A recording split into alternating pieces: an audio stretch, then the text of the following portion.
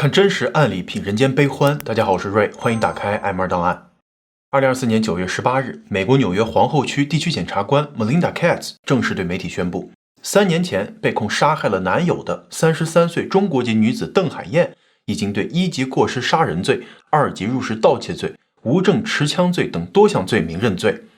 當天晚些時候，皇後區最高法院宣布，鄧海燕數罪並罰，被判處27年監禁。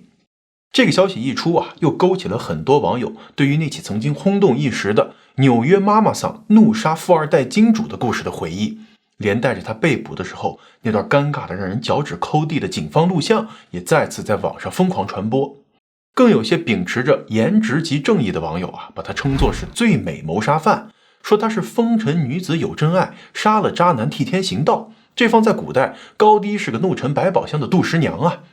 可是這事兒換了別人看來，就成了好吃懶做的小三上位不成，乾脆豁出去殺雞取卵，幹了票大的。可惜啊，智商卻無法匹配他殺人越貨的膽量，落了個鋃鐺入獄的下場。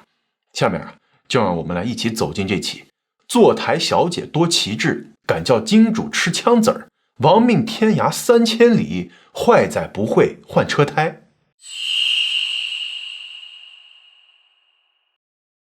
2021年9月23號晚上5點半左右，新墨西哥州的一位女刑警在 Edgewood 附近的40號洲際公路邊發現了一輛拋錨的銀色 CRV， 車裡的亞裔女司機用結結巴巴的英語表示車胎爆了，朋友正在開車前來的路上，拒絕了警察的幫助。聽到這話呀，警察也沒有再堅持，祝他一切順利後就揮手離開了。結果當天晚些時候，同一位警察再度巡邏到這兒，發現那個女司機依然焦急地等在路邊，於是啊，警察再次上前詢問，說你咋還在這兒呢？你那朋友靠譜嗎？他會給你帶個輪胎過來嗎？可能是聽到了 bring 這個詞兒，女司機突然指着手機上的一個地址問警察，那你能送我去這個地方嗎？ You can take me go here? Thank you. Oh, you want me to take you there? Yeah, you take me? Oh, well, let me see. But are they still going to come get you? Yeah, he come here, he will get the car go. Oh, okay. You take me? I don't know yet. Let me see. Let me see what your car looks like.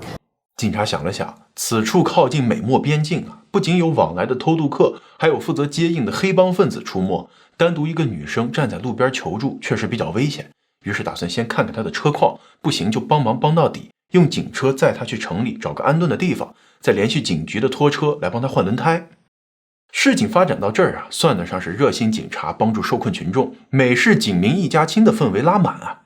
可是就在警察按照流程把那輛車的車牌號報告給總部之後，對講機裡傳來的消息卻讓他當場愣在原地。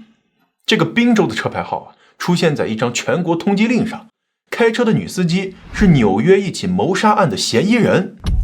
由於這個對講機的聲音呢還是外放的，其實對面的女子可能也聽清楚了，就算她的英文不好，估計也能聽懂 New York 這個詞啊。熱心助人，結果遇到了個殺人犯。這樣的劇情反轉讓雙方都有些不知所措，大眼瞪小眼的就僵在了原地。警察呢，一邊趕緊找話題聊天穩住女司機，一邊假裝打電話安排輪胎。 What was your name? What's your name? Juan. Juan? W-A-N-G. Oh, W-A-N-G. I'm Selena. Hello. Nice to meet you. They're checking right now to see if they got any tires. How long he get? They're right here in this next town right here. Okay. No. You come here? They're coming here. If they have one. You come here 1 hour? No, not 1 hour. Less than 1 hour. 30 minutes. Yeah. Because it's just right here in the next town. 過了好一陣子啊，那女司機似乎終於反應過來了，她緊了緊身上的外套，說這有點太冷了，得進車裡去拿件衣服。說着一邊就向車子裡走過去。整個過程中呢，女司機表現的還是比較平靜的，但是啊，女警察還是心頭一緊啊，趕緊攔住她。儘管車子的4個輪胎已經爆了2，就算是她想要開車逃跑，那肯定也來不及了。但萬一她在車裡頭藏了武器，來個偷襲什麼的，那警察可就虧大了。Why? So I'm going to just detain you for a little bit until I figure out what's in your car. What? Let me see what's in your car and then I'll get you your jacket. Okay. Hold on. What do you mean? Why? Huh? Because I'm going to see what's in your car. Why you cut me? No, I'm going to just detain you for I can see. Get your sweater. Yeah, but what you cut me? What? What you cut me? Because I'm going to get your sweater. 看见警察阻拦，女子也急了，说话的声音立马拔高了几度。不过由于词汇量的匮乏，还是鸡同鸭讲，于是她干脆伸手要去拉车门，想要强行上车。一直都好脾气、文明执法的女警，这下可没惯她毛病了，一邊請求支援，一邊掏出手銬要把她就地給銬起來。結果對方拼命反抗，掙扎着不讓警察抓住她的手，兩個女人就這樣在車流呼嘯的高速旁扭打在一起。儘管亞裔女司機身材比較嬌小，但是她往地下那麼一躺一滾，胡踢亂踹的，女警一時間也拿她無可奈何。她還不停地大喊救命，無辜地問警察 What happened？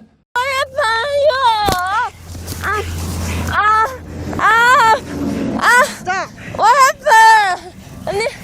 Tell Stop. me. I don't know you. I don't know you either. Stop moving. But what happened? Nothing happened. You're moving around. 正在這個時候，天降神兵，一個路過的大哥停了下來，幫助警察來了個2v1，順利地將他逮捕。警察隨後在他的副駕上果然找到了一把上了膛的左輪手槍。看來啊，當時警察拒絕他上車的做法非常明智，有槍在手的他指不定還能做出什麼更加瘋狂的舉動來。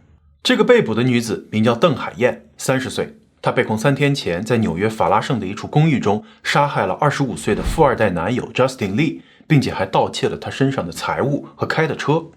原本計劃要一路逃竄到墨西哥，結果卻在距離邊境線幾百公里的地方被捕。這個被捕的視頻被放到網上之後，很快引發了熱議。美國網友普遍認為，這位警察的執法也太溫柔了吧！哪怕知道對方是殺人嫌疑犯啊，還撒潑打鬧的拒捕，依然保持了最大的克制，除了把人摁在地上銬走，並沒有任何暴力舉動。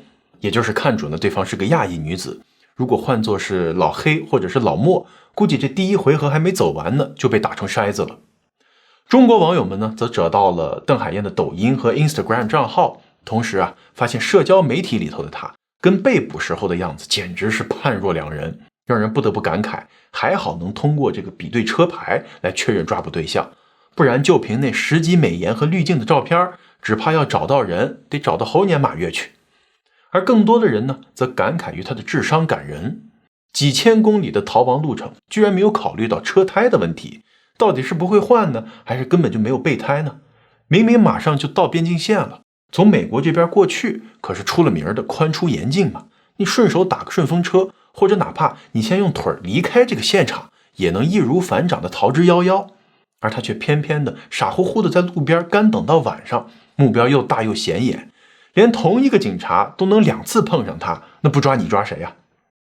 在這一輪又一輪的討論熱度下，他殺了誰？為什麼殺人？倒不怎麼有人提及了。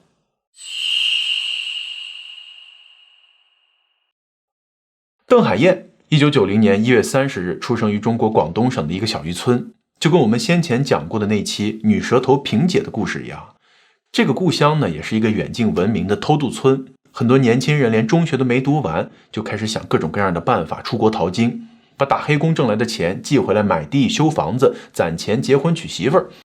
在這種環境下長大的鄧海燕也沒有什麼懸念的跟着走上了這條去美國掙大錢的路。根據後來紐約皇後區檢方公開的信息，他是在2015年底持旅遊類的 B2 簽證來的美國。熟悉這套操作的人都知道，他肯定不是衝着領略美國的大好河山、秀美風景而來的，而是在紐約一下飛機就直奔華人最集中的法拉盛，連時差還沒倒明白呢，就開始打工掙錢了。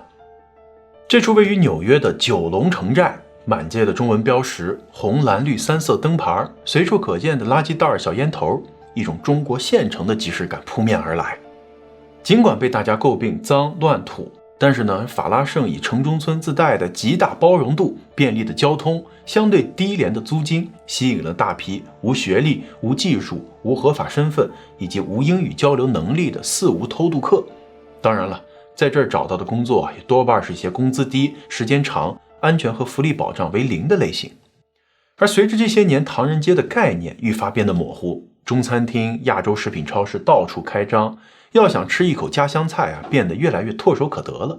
因此呢，法拉盛也有點日漸沒落了。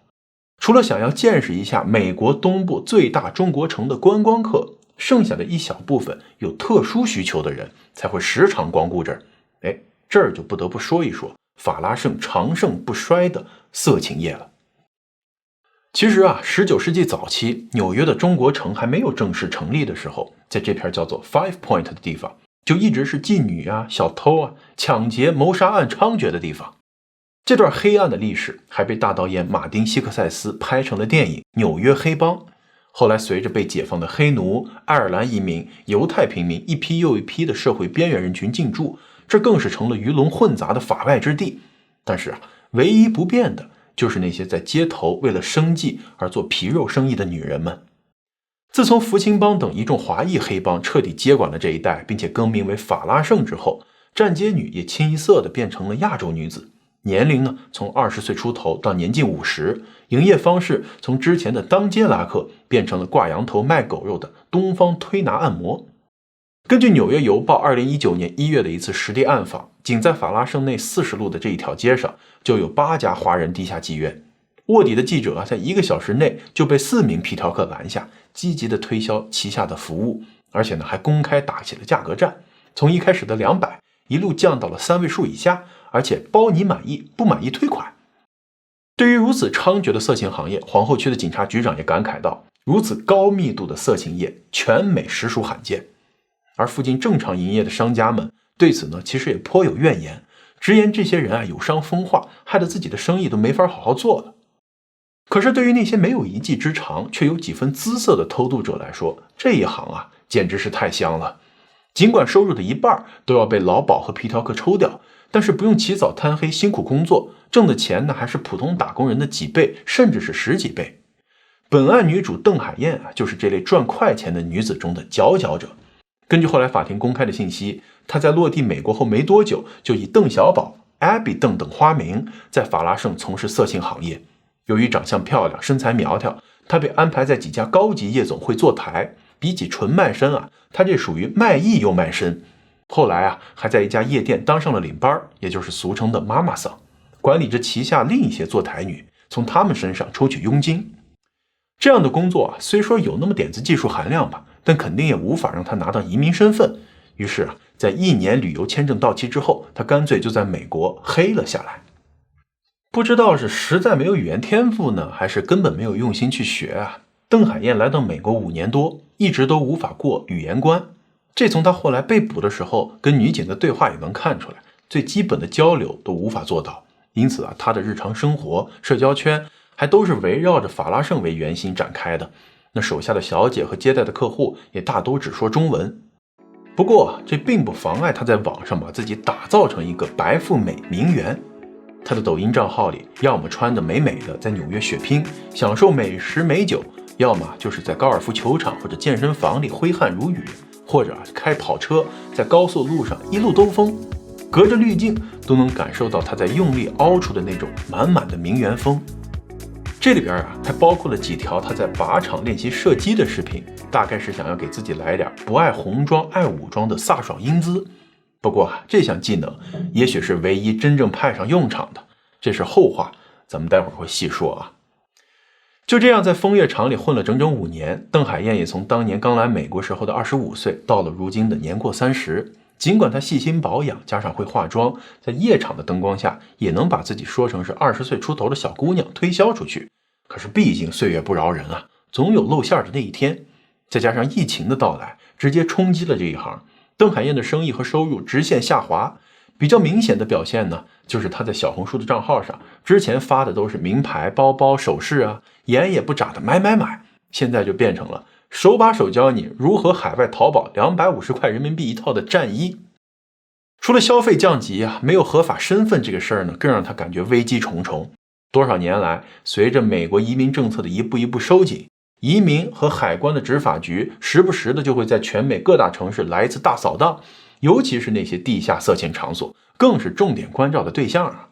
那頭上這把隨時可能會被遣返回國的利劍，可謂是搖搖欲墜。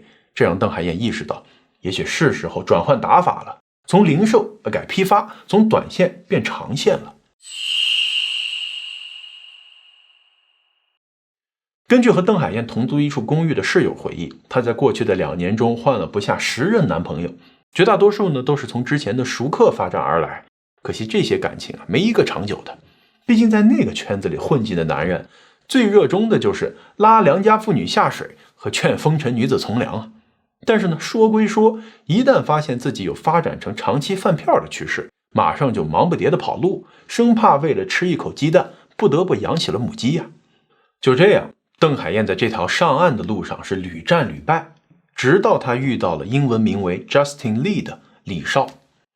25歲的李少啊，算起來比鄧海燕還小5歲，兩人在一起不折不扣的姐弟戀，而他倆的相識方式毫無懸念，就是在法拉盛的夜總會。其實如果往上算一代，李少的父母當年也是在法拉盛打工糊口的福建偷渡客，好在啊，他們不僅有當廚師的手藝，還有精明的經營頭腦。經過10多年的不懈努力，終於在紐約州東部開了一間規模不小的中餐館。夫妻倆因此還拿到了身份，把留守在家的兒子也一併接到了美國，可謂是靠勤勞雙手成就美國夢的典範。也許是為了彌補兒子小時候缺少照料的遺憾吧，父母在對他的物質上呢是有求必應，哪怕是節衣縮食，也要讓他穿名牌、開豪車、進最好的私立中學，也因此成功打入了富二代圈子。而面對父母的全力付出，李少的態度是，既然他們願意給，那我就得好好享受，才不能辜負他們的一片苦心啊。他身邊的朋友透露說，李少是出了名的出手大方，尤其是在夜場裡，幾杯酒下肚，一掷千金，眼睛都不眨一下。別說是陪酒小妹了，就連收拾桌子的清潔工都經常能收到幾十上百的小費。跟其他去風月場所專找年輕妹妹的人不同，李少偏愛有經驗的熟女，一來二去就跟鄧海燕對上了眼兒，後來更是發展到每次去都要點名讓她作陪。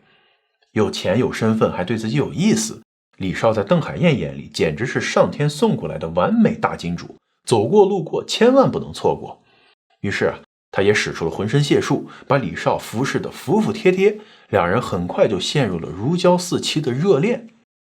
不過很快鄧海燕就發現了李少身上有個橫在他上岸路上的大障礙，那就是別看他年紀不大，卻是個有婦之夫了，不僅有老婆了，而且還是2個娃的爹呢。有關李少的這個老婆，警方給出的信息呢，她是個墨西哥裔，22歲，跟李少結婚4年，2個孩子，一個3歲，一個5歲。那這麼算下來，他跟李少奉子成婚之時，很可能剛滿18歲啊，而孩子呢，是在他17歲的時候懷上的。這個歲數只能說有點行吧。網上有人爆料說啊，他這個墨西哥老婆其實也是北上美國淘金的非法偷渡客，两人是在夜店認識的。當時李少就被這個身材火辣的拉丁美女迷得神魂顛倒，很快啊就肉體碰撞出了火花，只是沒想到一發入魂，搞出了人命。看着抱着孩子找上門的姑娘，李少的爸媽一方面高興是個男丁，香火有繼了，二來覺得兒子結婚後有老婆孩子牽掛着，可能會收收心，不會在外面繼續花天酒地的鬼混了，所以各種威逼利誘的讓李少就娶了她。婚後呢，還給小两口在皇後區北邊的 Bay Terrace 買了房。婚後1年，媳婦兒又生了個女兒，一家4口過上了幸福的生活。也就是說啊，救風塵這個事兒呢，李少其實已經做過一回了。不過在鄧海燕來看，好不容易找到這麼個出手大方，還不是糟老頭子的金主，怎麼地也要努力爭取爭取。於是啊，他不僅對李少愈發的百依百順，還在自己的社交媒體平台上各種花式表白。從兩人一起跳健身操的搞笑視頻，到夕陽下兩人影子的自拍，要把對他的一顆痴心秀給所有人看。右拳左掌敲2、3、4、5、6、7、8甩，頂胯屈腿，雙手比耶，并腳屈腿，頂胯4個，重複動作5、6、7，膝蓋關。可是啊，不管他如何爭取，李少那邊卻是心安理得，照單全收，沒有一丁點要休妻棄子把他扶正的意思。李少對自己的朋友說 Lighting fire is still pretty strong， 言下之意就是我們家這紅旗啊牢固着呢，彩旗也就只能在外面飄飄。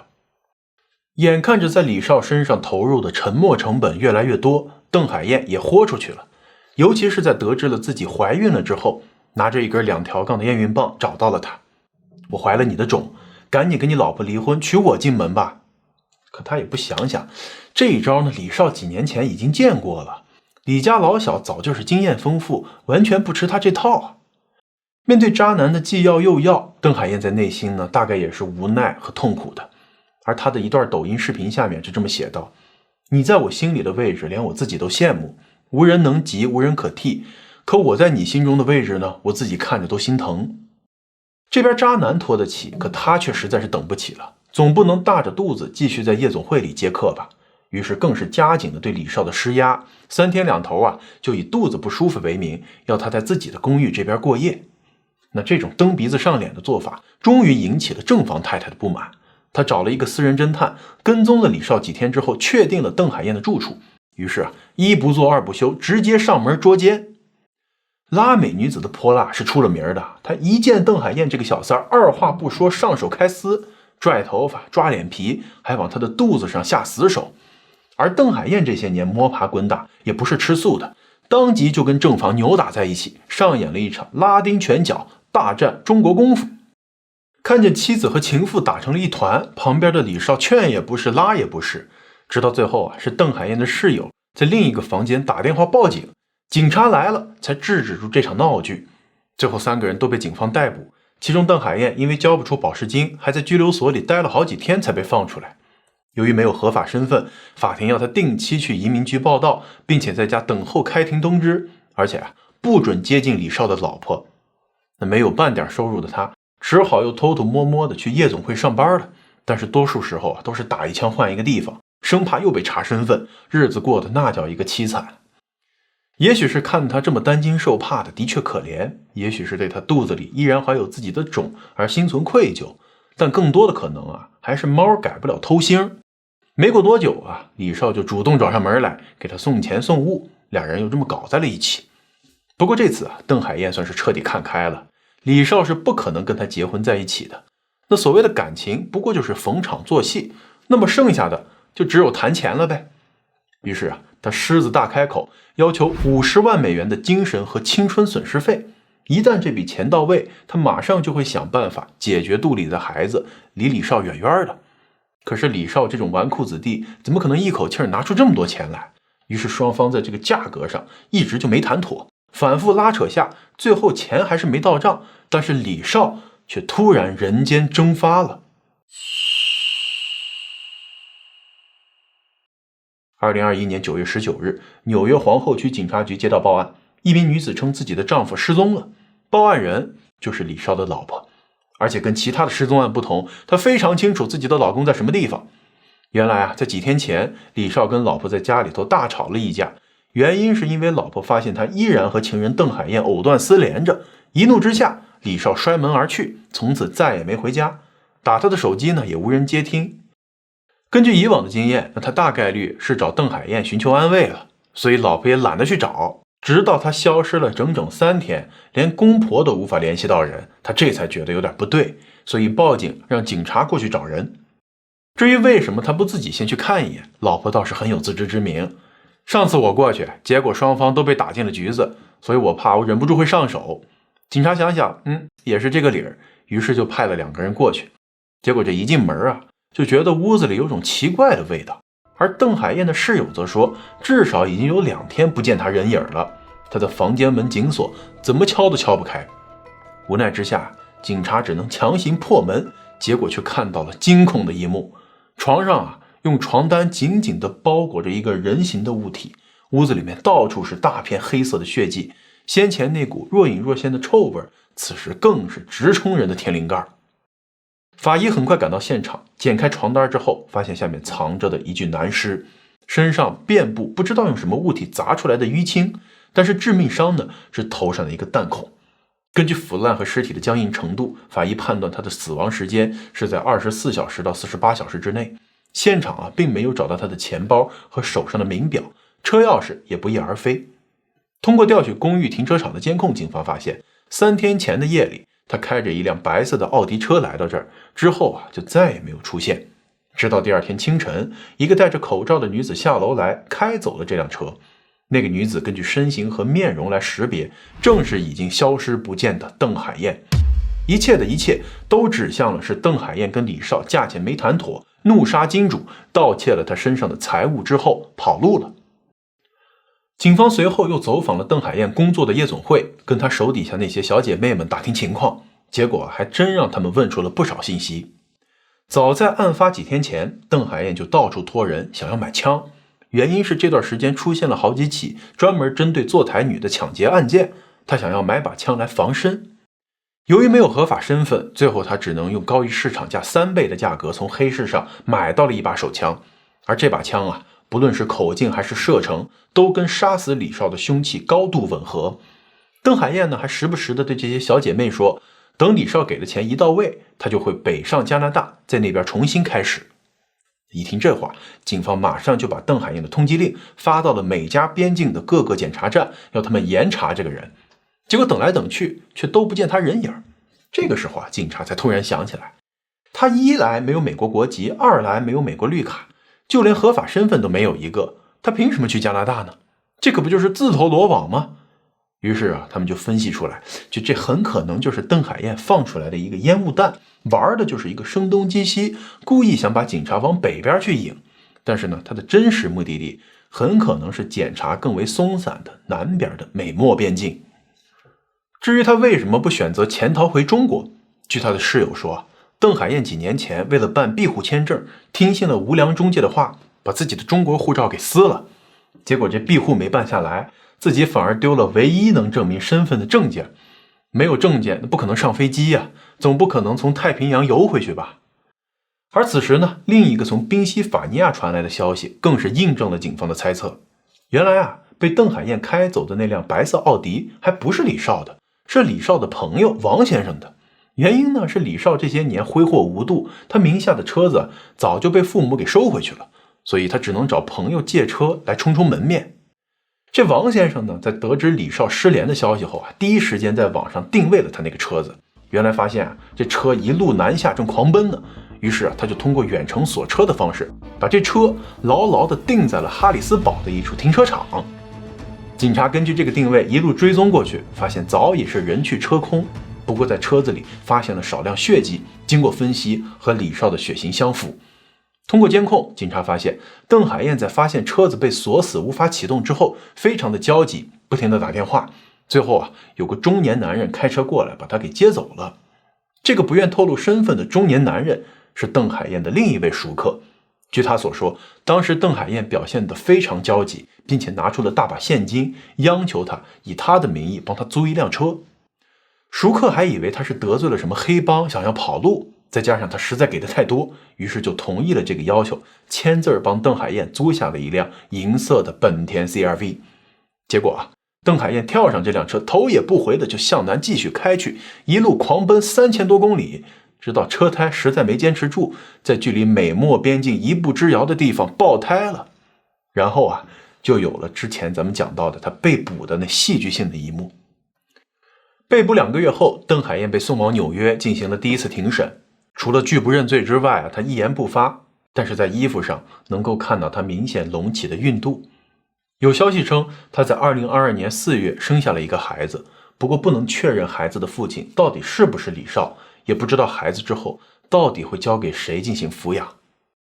2024年9月18日，除了正式宣布鄧海燕已經認罪，負責此案的檢察官還表示，一條生命毫無意義的逝去，被告因其殘忍的行為即將面臨長期的監禁。我們希望此認罪協議能為受害人的親人帶來哪怕一絲的安慰。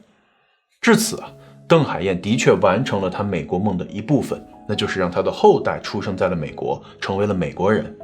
而他夢想要長長久久地留在美國，也算是變相的實現了。至少在未來的很多年裡，他真的就只能待在美國了。只是啊，達成這個夢想的方式，大概是他從未想到，也從未希望過的。90年代初大火的電視劇《北京人在紐約》裡頭有一句著名的台詞兒：如果你愛他，就把他送到紐約，因為那是天堂；如果你恨一個人，也把他送到紐約，因為那是地獄。也許啊，這就是一個天堂和地獄在一線間的地方。不管是鄧海燕還是李少，都是頂着色字頭上的一把刀，在慾望這根鋼絲上左右搖擺，最終一個失足，就萬劫不復。感謝收看 MR 檔案，別忘了點讚、訂閱支持我們。怎麼呢？下期再見。